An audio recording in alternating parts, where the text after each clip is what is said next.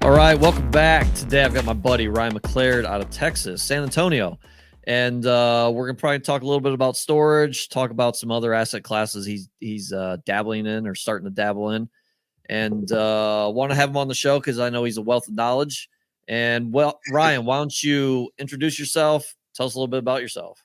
Yeah, I was wondering if you meant to have me on, the do more because I'm actually trying to do less. You know what I mean? So, That's not true. You're not trying to do less. I'm over here trying to do less, man, not do more. No, but Ryan McLeod, I'm here in San Antonio, Texas, and we go back a little ways, and started. I don't know. You want me to talk about? What do you want me to talk about right now? What do you do? What do I do right now? And then we'll give you a story.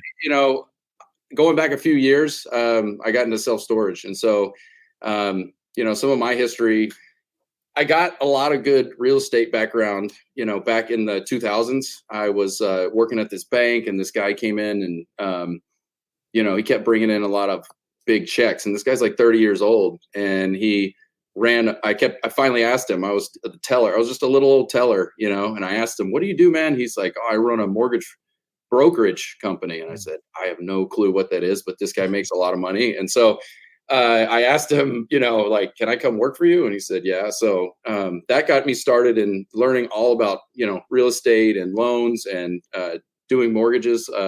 Really gave me a good baseline, for how the financial side works and then appraisals and all that stuff. So I got a really good, like I said, education at that point. And so then 2008 hit, went out, decided, okay, I mean, even today, I talk to a lot of loan officer buddies, and it is such a up and down roller coaster ride of income, of deal flow, the whole thing. It's very stressful, and it was even stressful back then. It's always something. And so that really stopped appealing to me because a lot of things can go wrong. When you're a LO, it's tough, man. Like, a lot of things can mess up the deal that you have nothing to do with. And so, it's really hard sometimes to have a pipeline of deals and then a whole bunch of them fall out for one reason or another, and so I went out and got a corporate job and started working 2008 to 2018. I had a corporate job, started working my way up. And, it was probably like 2016. I started just getting like, man, is this it? Is this what I'm doing? This paycheck every 2 weeks? And started listening to like Bigger Pockets podcasts and started hearing about just like financial freedom more. And my brother was already on that track starting in like 2010. He was like, I'm never working for anybody. And I'm like, dude, you're crazy. Like this, you're crazy. And he's like, nah, man, I can do it all. I'm going to do it on my own. And so he was a good example for me also. And so flipped a few houses with him, and 2018, I decided that's it. I got to get out of this. It was just a rat race. It really is. And so, what were you doing? What was the corporate job? I was a buyer for a large convenience store chain, and I had dreams of working for like Nike or Adidas. That was the biggest thing. So I wanted to be in retail. I wanted to be in like CPG, consumer packaged goods, buying and selling products, and so I was like making all these decisions at a high level, making my company a lot of money and making like multi-million-dollar decisions. And then nothing changed in my world. Like I didn't get any, I would be the guy there first and I would be the last guy to leave at night. And I'm like, I get the same bonus as the dude who comes in at 9 and leaves at 5 on the nose. And I was like, it's just twisted for people that are like extra go-getting kind of people like that. And so that's really what it came down to. Yeah. I take it. It sounds like I want to dive into some of that. It sounds like, at least from the get-go, when you're working at the bank, you saw this dude bringing in, all these checks, all this money, and you became curious, right? It's not like you're the only person that's ever seen people bring a lot of money to a bank. Tellers see that every single day, right? Yeah. So something separated you. It sounds like you're probably curious. What have you always been like that? Do you, like, looking back now, do you see why you were kind of? Yeah. I mean, this is like a life skill that I'm trying to teach my son now. He's 8, and you don't get if you don't ask, right? You never, so if it's the promotion, if it's a position that you really want in your company, you can't just sit there and be like, I'm going to work real hard and hope that they see me. No, like you need to go and make it happen on your own and make somebody tell the person. And so I try and impart this. I've done this with my wife, and she's gotten multiple promotions, and she's gotten maneuvered herself into the spot where she wants to be. And so again, I learned that there was something that happened in my past as a kid or something where I didn't get, and I just realized, I was like, man, had I just asked, I probably would have gotten that. Right. And so that is, I mean, a perfect example. Just a few weeks ago, we drove to New Mexico for a ski trip, and we were driving back through Lubbock, and we've been trying to take my son to different college campuses. He's only 8, but I had zero exposure to college at all growing up. My parents didn't really go to traditional college. So I'm like exposing him to college sports and, actually taking him to football games. We went to UT football game last year, so he's been on the UT campus, stuff like that. And so when we were driving through Lubbock, I was like, hey, you want to go see the Raider, Texas Tech campus? And he's like, heck yeah, let's go. So we're driving around the campus. We went and checked out. And I'm like if there's a rule, I'm not going to break the rule. But like, again, pushing those boundaries and asking those questions. Like we went up to the baseball stadium. The place was closed up except for one gate. And I was like, let's just walk in. So we walked in and we got to see the stadium. No one gave us any grief or anything. It was not that big of a deal. So we got to see the baseball stadium right there. 2 minutes later, he's like, can we go check out the football stadium? I was like, yeah, I want to check it out. This is where Patrick Mahomes played. And, my wife's from Kansas City and all this stuff. We walk up and the doors were locked. Everything was kind of buttoned up. And we were like, oh, man. Well, some guy was walking nearby, and I just like, my son's like, hey, can you get us in the stadium? Can we get in? And he's like, come on, buddy. And dude, he legit let us go onto the field. We're the only people in the entire stadium throwing a football. And like, dude, it was a memory for me and something for my son too that we'll never forget. And so I just encourage everybody, just don't be afraid to make the ask, and you never know what's going to happen. So, man, that's so powerful. That's so powerful. And I think that's the first time I've heard that on this show. Just ask, right? And be curious, right? Just ask, and you never know what'll happen. It's funny you're saying that story with your son. I remember my dad doing that too, growing up a couple times. So maybe there's a common thread there that it's like at some point we were instilled with curiosity and just ask, right? And sometimes you have to ask for forgiveness too, right? I remember we snuck in a couple baseball fields, and we didn't ask. We just went in. That's awesome, man. What's the worst that could happen? They're tell you to leave. Okay, we'll leave. Not a big deal, Yep. And if you think in that mindset, like what's the worst that can happen? It's really not that bad. Yep, 100%. Really, whatever the worst is, it's probably not that bad unless you're doing something crazy. But for the most part, there's nothing but good. You got a lot of upside, way more upside than downside to do and stuff like that. Yeah, it's like and this is going to air a month after, but Scotty Scheffler, who's a PGA golfer, he got arrested this morning before he went out to hit practice balls, I'm assuming, which is, he did not ask, and he did get arrested, but that was a crazy situation. Yeah, he just drove around the police officers, and I don't know. Normally, having privilege, I mean, he's the best golfer in the world, and he thought maybe. And I don't down him for that. He had the tee time coming up. He's trying to get to the golf course, and it burned him a little bit. Yeah, but he got out of jail and went and made his tee time. Yep, and playing well from what I've seen. Yeah. Anyways, okay, so you're working corporate job. You're a buyer. It sounds like you started seeing real estate as and listening to Bigger Pockets too, and seeing there's another way to go about life. How was that transition? Well, yeah, I mean, it kind of came down to a lot of the stuff, I was doing all the things we just kind of talked about with Adidas and Nike. Like I was trying every angle to get a job, and I'm calling up people at their house, because I saw that I'm writing a letter to a recruiter that I found. I'm doing digging research, just trying to find any end that I could. And I got down some roads, but never could quite crack that nut. And so, because I just love sports like you, big time golfer. And, so I had taken a tour of the Adidas campus up in Portland once, and I just fell in love with like that atmosphere and the culture and just being around that. I was like, that's where I want to be.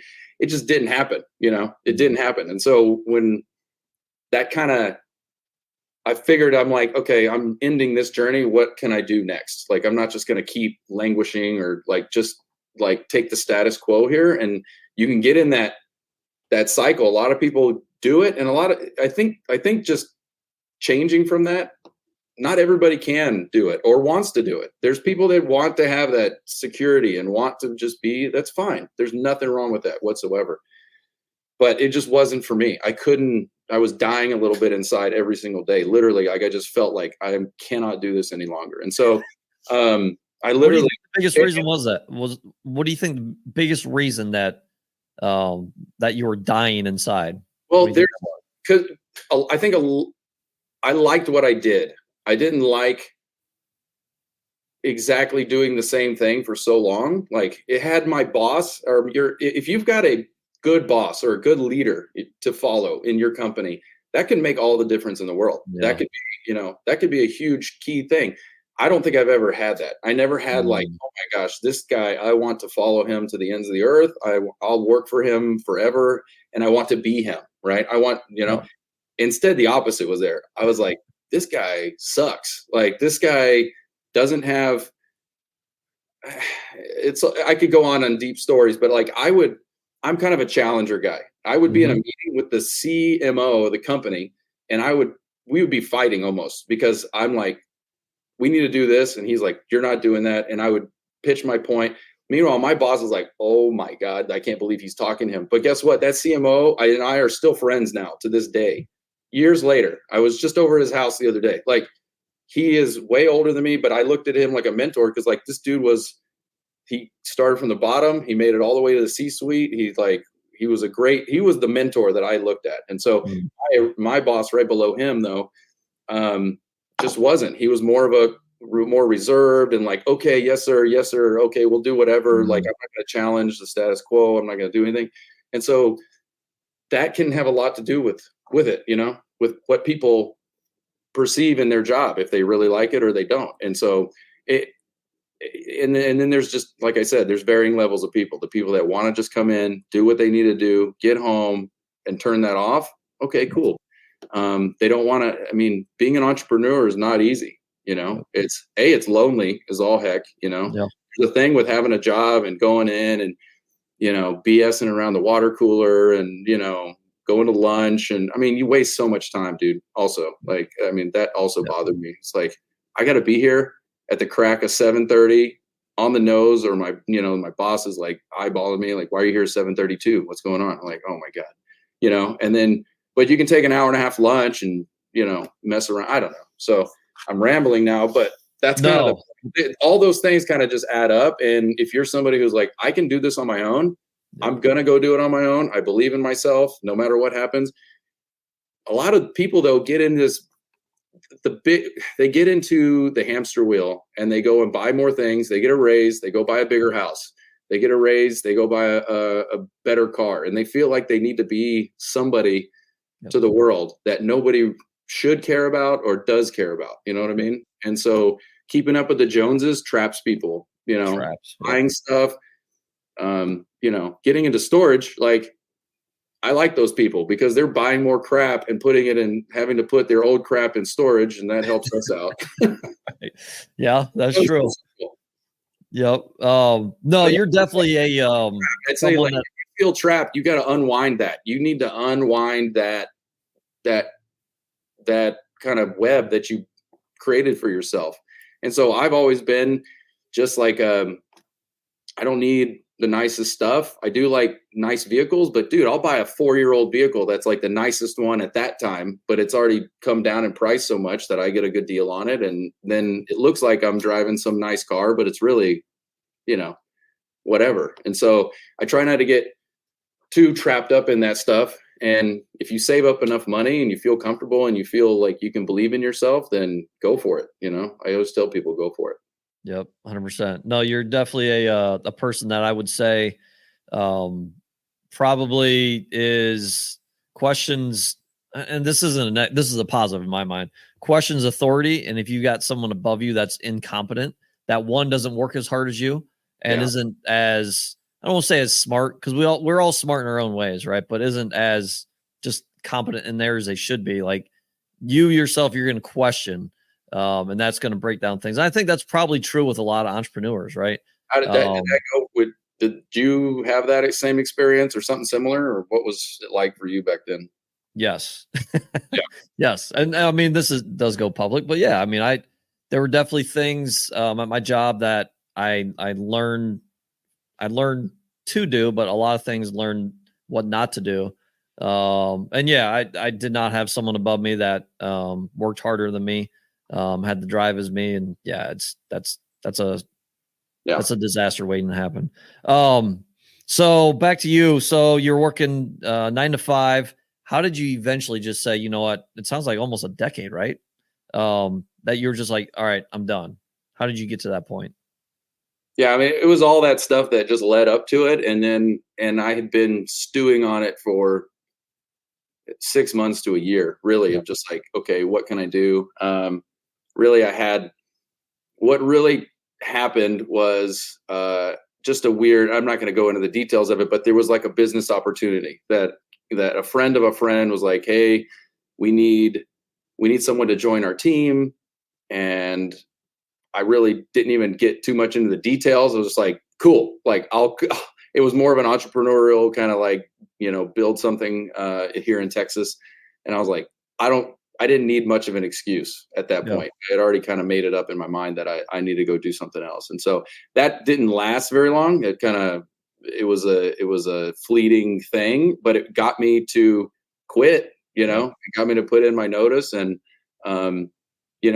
you think I'm so important here. Like they can't run this place without me.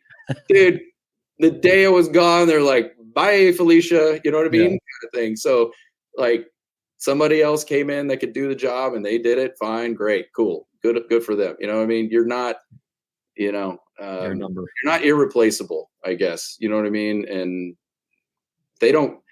companies care more about themselves. Again, dude, I mean, I got real tired of the quarterly. If you work for a public company, you are on the quarterly report treadmill. That's all it is. That's all they care about. Like, it was just quarter to quarter. We weren't doing things that were like in the best interest long-term for the company. That bothered me. I was just like, why do we do this stuff? You know what I mean?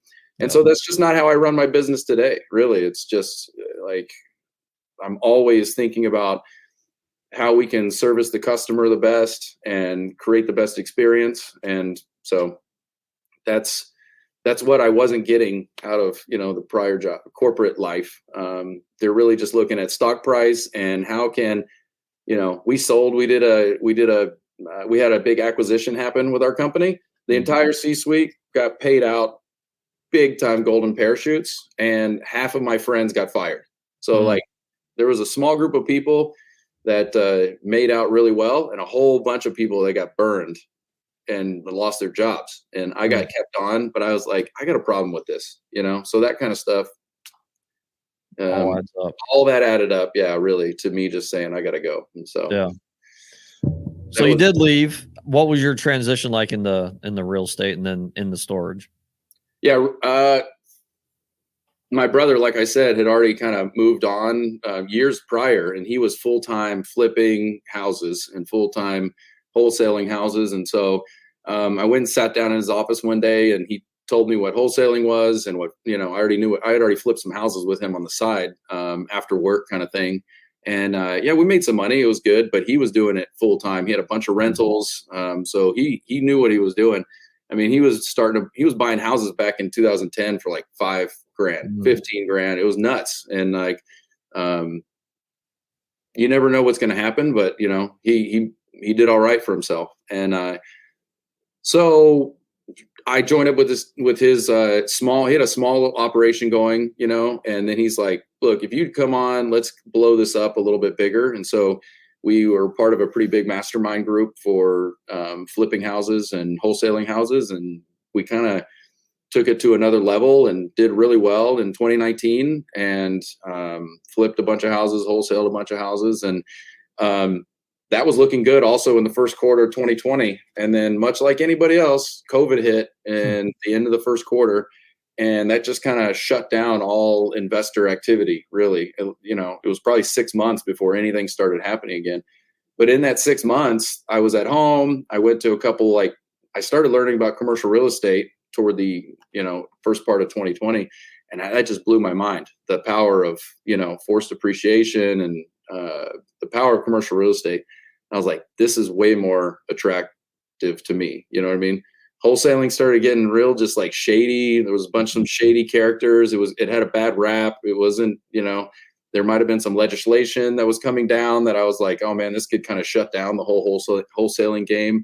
The money's really good. And if you're really good at it, it's really good. And we had a good thing going, but both of us, my brother and I both decided, he wanted to go do multifamily and I wanted to go do self-storage exclusively. And so that's where we're at right now. So nice. Yeah. So where are you at right now? How many facilities? Where are they located? I own 3 facilities, about 70,000 square feet right now. And I got 2 in Texas and 1 in Oklahoma. Okay. And I've bought and sold 2 other facilities already. So 5 total kind of transactions that I've had. So trying to buy more. I'd like to be over 100,000 square feet by the end of this year. Really, it just comes down to, like I said, I really wasn't kidding too much when I'm trying to do less almost, you know what I mean? Like I'm not, part of that is a problem, or not, it's a perceived problem, I guess, for somebody who's so used to like just go. But at this point in my life, like I'm turning 45 next week, and dude, like I just enjoy where I'm at. My wife makes really good money. We've got a ton of equity in these storage facilities now.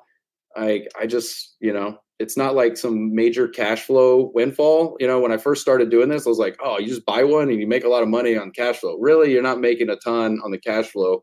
But if you buy it right, you're going to have a lot of upside. If we got in a pinch and needed, 2, 3, 4, 500 grand, like I just sell one of these facilities pretty quick. And it's just all in the buy side, just like anything in real estate, really. And so I bought these all right.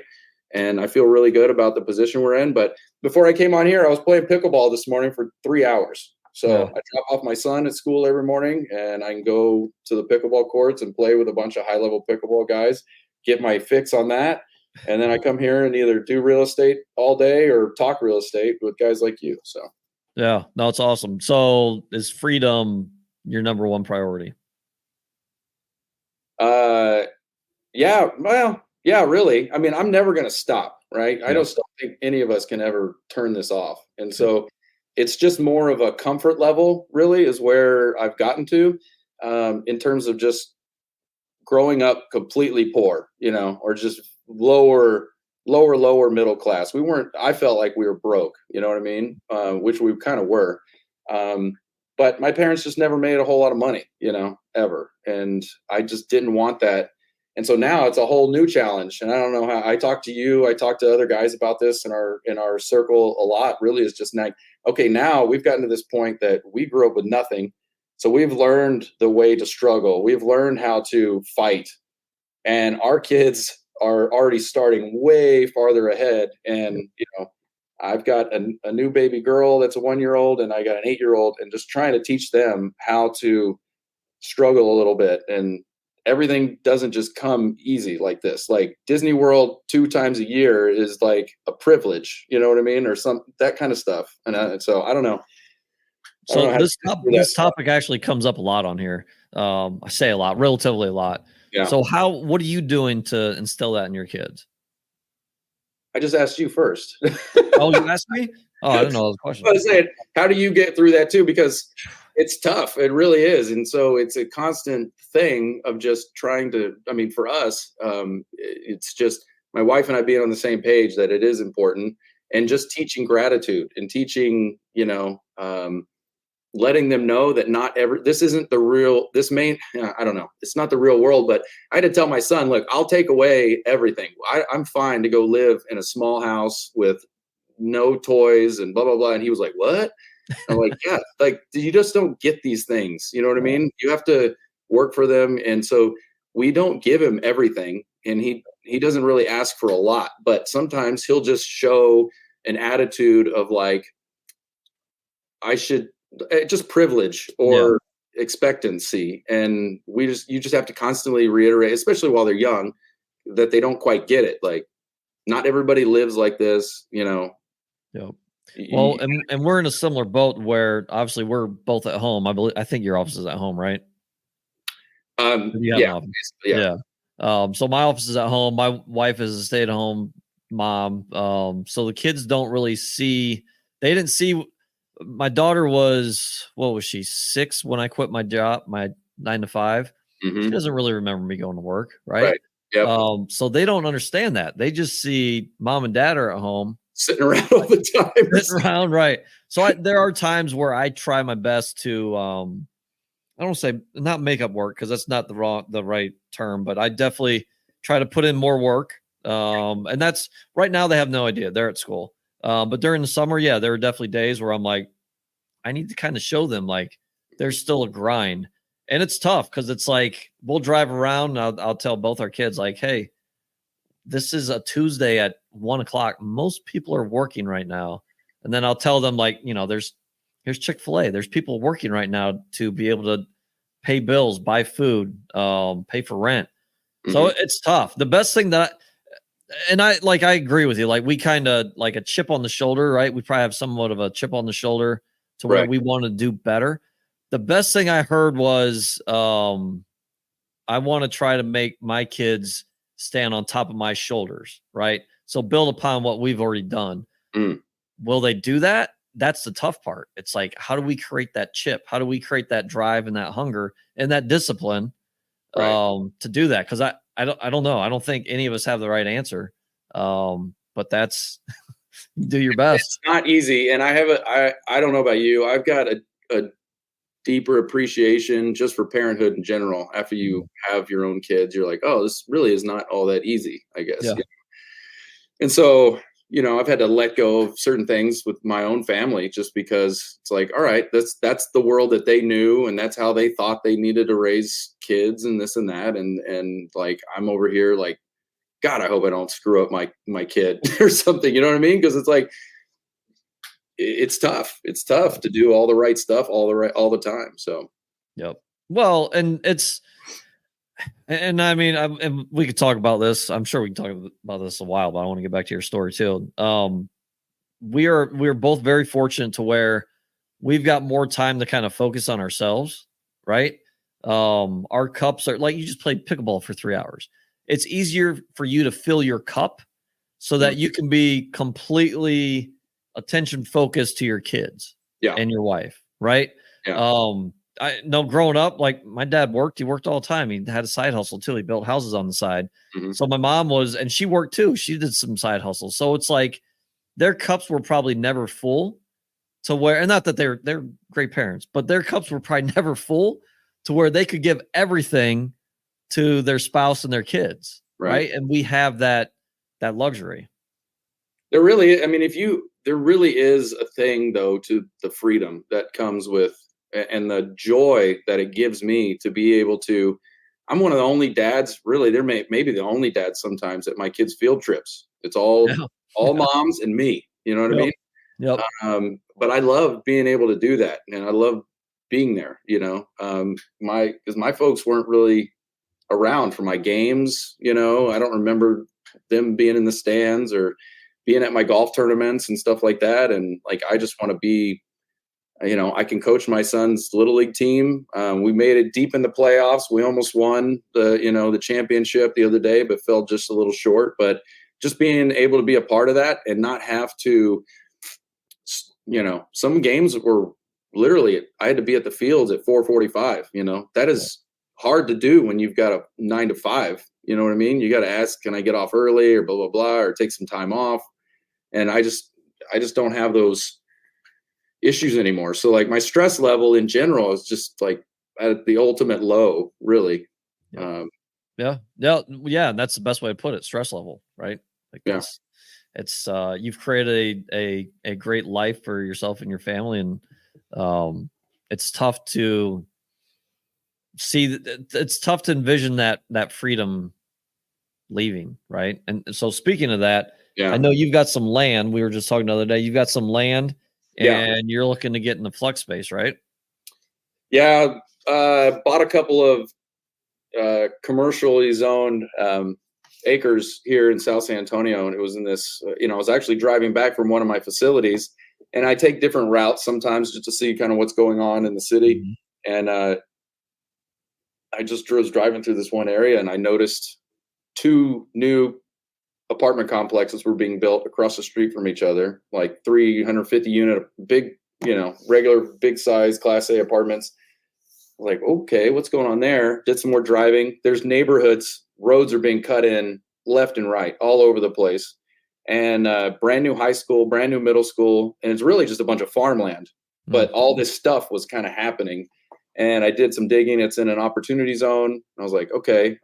They're trying to beef up this little area. And so, I immediately went home, put together a mailer to anybody that had land in that area, and just sent a mailer out saying, hey, I want to buy your property. And so locked up. I can only lock up 2 acres of this guy's 4. I wanted all 4, but he's like, got a little mobile home on the side of this one. And he's like, I'm not dead yet, so you can't have the rest of it. I got to live on this part. I said, okay. I took what I could get, 2 full acres. All right. And I was planning on putting self-storage there. Did plans to put self-storage, drive up, just basic drive up self-storage. And development is a whole other animal, man. Mm-hmm. Like doing development is a beast. Like everything costs more than you think. It takes way longer than you think it's going to take or should take, especially if you're working in city limits. If you're just people need to go into development anytime knowing that probably have way more money than you think you're going to need and have way more patience and time than you think you're going to need. That would be my advice. But we ended up going away from self-storage and thought about selling the property, thought, like, what else can be done with this property? The zoning, like, kind of hinders it, and exactly, and you can't just do anything carte blanche there. So, another driving factor was that in the exact same month that I closed on mine, another developer closed on a 5-acre parcel, like maybe quarter mile from me. Mm-hmm. And they put up a big old sign, self-storage coming soon. And they wanted to put up, like 80,000 square feet. And I was like, oh, okay, great. Awesome. Like there was no way to see, they didn't know about us and I didn't know about them. And so that kind of twisted it around and had to like kind of rethink through it. And so started going through my phone, and I've got, a Rolodex of different developers and builders and stuff like that. And talk to sometimes you just got to call people and just be like, hey, what's going on in your world? And this guy was a general contractor. I called him up and he's like, oh, I'm building these small bay. I've heard them different names, like small bay industrial or, contractor garages or flex space. And all of them are about the same, but he took me out to one of his projects and I was like, this is where it's at. We started running through some of the numbers, and I just liked the whole setup, and I got real juiced up, to do this kind of product down there. And so that's kind of the plan right now, is to put that on. So that's awesome. And obviously you're getting into this space, but I had 5 acres. Yeah, I think it was about 5 acres where I thought about doing that, but then I was like, I don't know. I don't know what the demand is. I knew there was already those options in this town. It's about 50,000 people. But I'm like, I know storage. I know how to figure out that demand. Didn't know flex. And I was like, developing. I don't know if I want to get into that. So, and I know you shared this with us before, but how did you figure out there was demand for flex in that area? Yeah, that made me nervous. I mean, we're very well trained on how to gauge self-storage demand. Yeah. We all kind of know how to do that, or we feel way more comfortable, like, okay, checking the square foot per capita and calling other facilities and blah, blah, blah. So who's full and whatnot. We feel real good about that. This space, I'm in the same boat. Just a couple months ago, I was like, man, I don't know. Like, you could build this and no one could rent it whatsoever. Yeah. So there's got to be a way to gauge some level of demand. Like, does anybody want this down in this specific area, right? And so I just put together a Facebook marketplace post. Like, I did have the property already built. And it was basically said, flex contractor garage for rent. And I probably had 30, 40 people in the last month hit me up about it. Various people from like custom auto body guy to landscaping to plumbers. I had a lady hit me up to see if it could work for a gymnastics studio kind of thing, and if she could put AC units and fans and all that. And I'm like, so the way these are built out, a lot of times, like, you're building just a shell, and then depending on your tenant mix, you're going to start partitioning off, into 1,000 increment,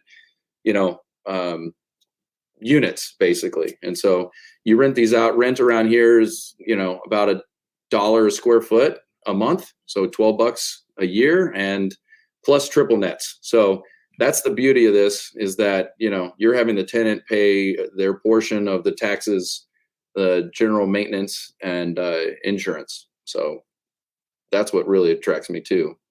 Yeah, that's awesome. You get on these longer leases too. I mean, instead of doing like self-storage month to month, you're going to get them on a 1 to 3 year lease, really is what it comes down to. And so once you got that set up and it's all together, you don't have to really revisit them all that much until it's time to renew. So, yeah, you're joining the great aspects of storage and like warehousing, right? Mm-hmm. It's kind of combining those worlds. Kind of funny question, but what'd you tell those people that reached out to you? Like, oh, I'm thinking about building, and it's kind of been a mixed bag. A lot of it really is like, my first question is, hey, what's your timeline and what is your use? Like, what are you trying to do? Because I want to gauge, like, oh, I need it now. I got 6 months. So there's been a mixed bag also of just responses on that. Some people are looking for today. A lot of them have time. Really, they just got an idea for a business, maybe, or they just need to move out of their home space and they need more room. So there's a kind of a mixed bag of that. And then kind of explaining, they'll ask a lot about, what the pricing is like and how that works. And so some people I've kind of had to ghost because they really want to get into the specifics. Like, they're ready to go. And I'm like, this is to be built, and I'm honest. I'll end up being honest with them. I'm like, hey, it's not quite there yet, but what's your timeline like? So short answer is I kind of get through it, and I'm trying to gauge more information, as much information as I can from them. That way I know a good, kind of who's going to be renting these things at some point. Yeah. No, well, one, it's genius, obviously. And you're a genius. You're a genius. I know you stole the idea, but it's still a genius idea. And great follow-up too on how to handle that. Cause I didn't even think about that. Like, hey, we haven't built it yet. It's coming. We just want to gauge interest and see what the needs are. So what I missed in your story before we go to the last 3 questions here? I missed anything? Where are you at in the development process with that? Well, so I'm switching civil engineers right now, and I had a civil engineer that he was nickel and diming me. Like, every phone call, it seemed like he was charging me $1,000, like he was an attorney or something like that. So I get an invoice and I'm like, what the heck, man? You haven't done, I don't know. So I've switched over to the general contractor who's built these already. I'm probably going to partner with him at some level to get these done. He wants a piece of the deal. He wants a piece of the upside. And so he'll build them at cost if he can get in on the deal. So I like that kind of setup.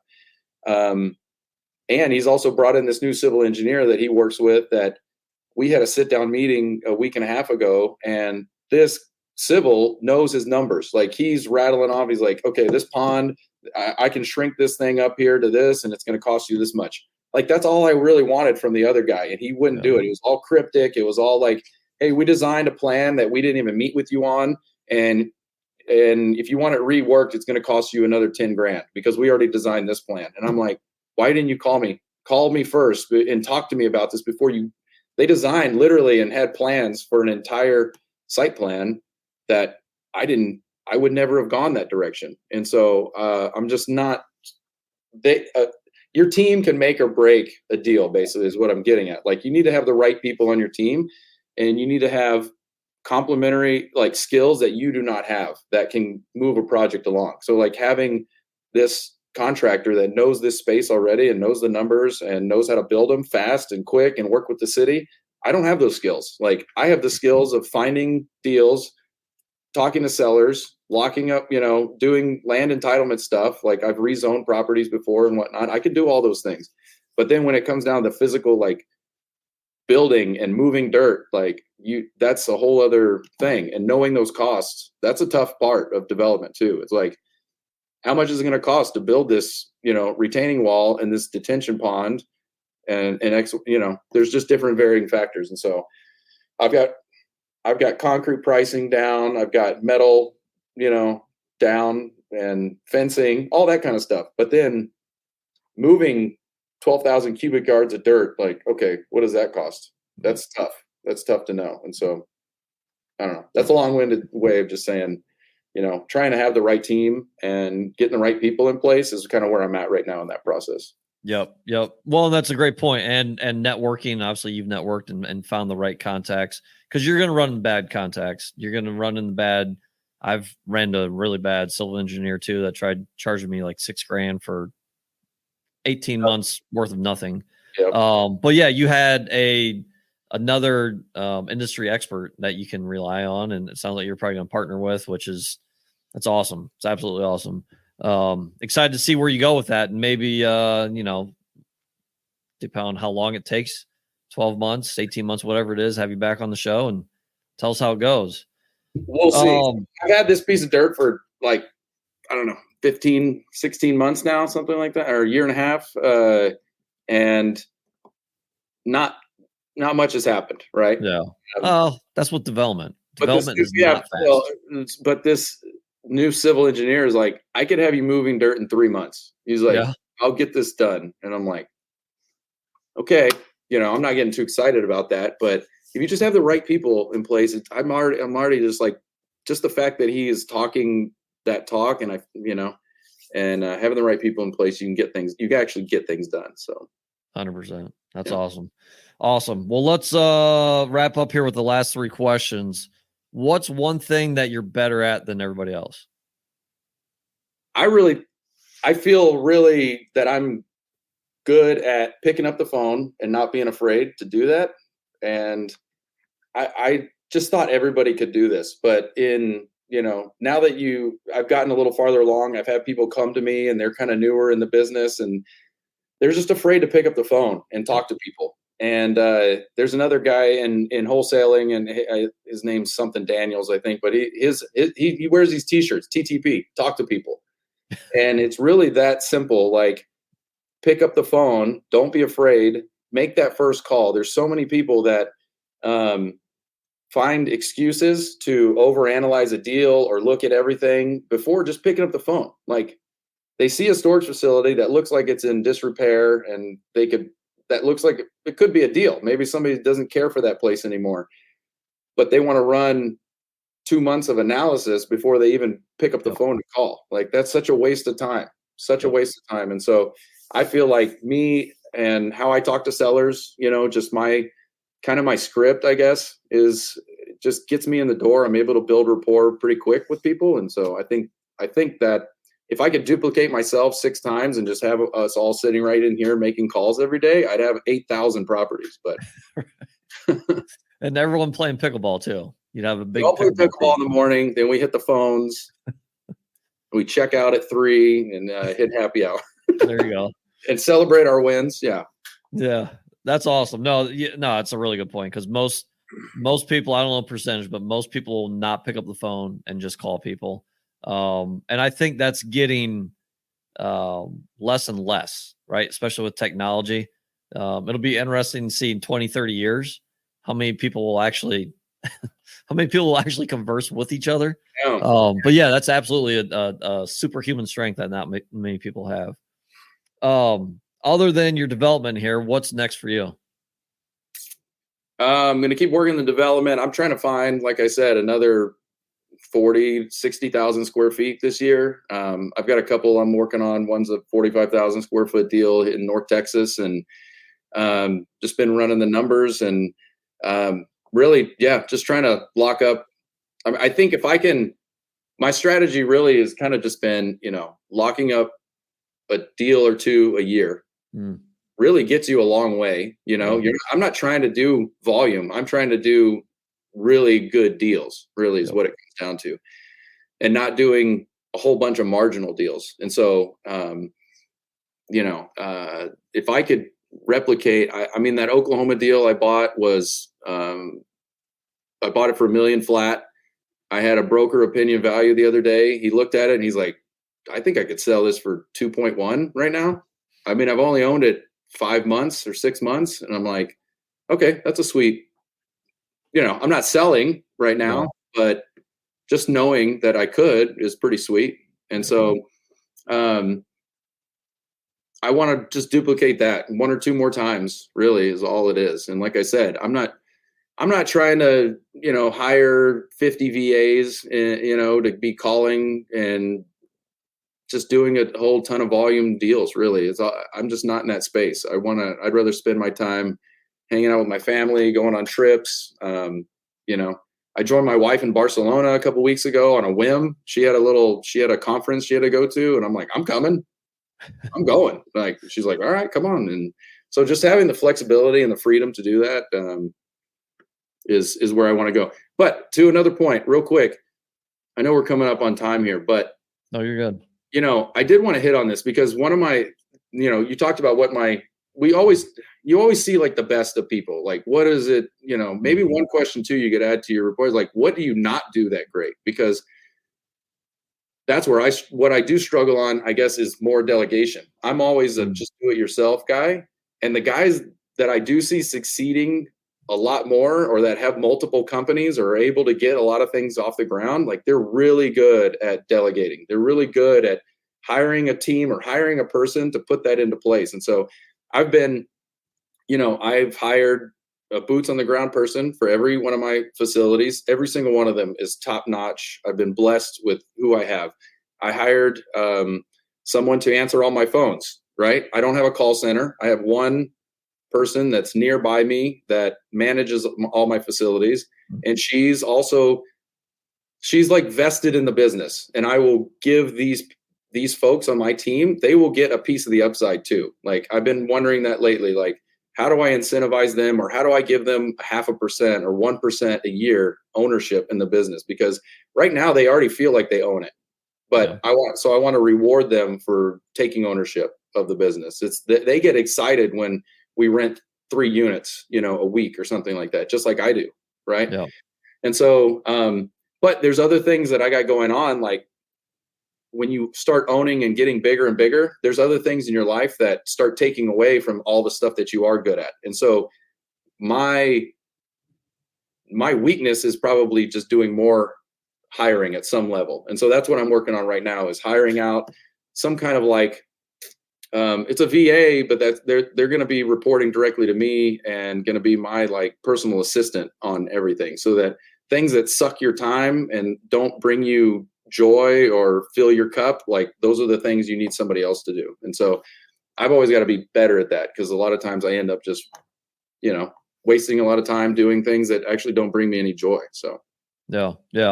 Well, that's all awesome stuff. And I wrote down a couple things. You're very self-aware of yourself, strengths, weaknesses, your buy box, your strategy, which I don't think a lot of people can say that. I would say most people don't.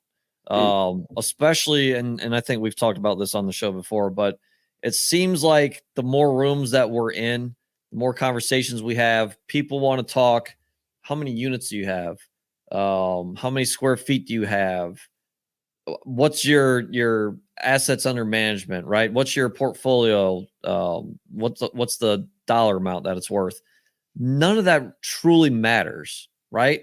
It's just people are trying to flex and trying to say, hey, pat me on the back on how well I've done.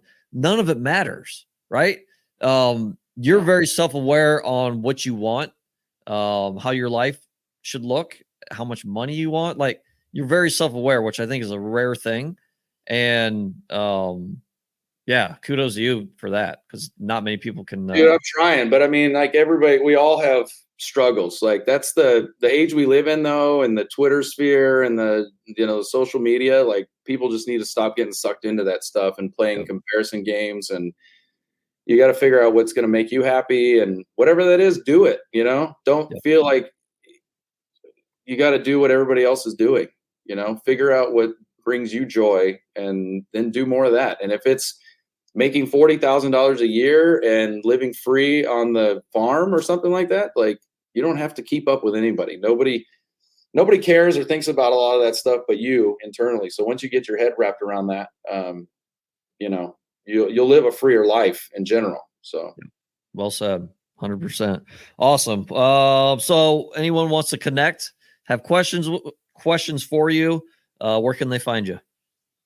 I'm on all the socials, Ryan McLaird. If you want to find me there, or you can go to freedomthroughstorage.com, Freedom Through Storage on Facebook, or freedomthroughstorage@gmail.com is my email address. If anybody wants to get in contact with me, I'm happy to talk or chat, storage or life, anything. It's awesome, man. Awesome. Well, awesome stuff. Awesome nuggets that you dropped for us. Appreciate you coming on. Thanks for having me, man. It's good. Good chatting with you always. What's that? Good chatting with you. Yeah, always. Man. Sure. Yeah, you too. Appreciate you coming on. Good chatting. And we'll see you guys next time.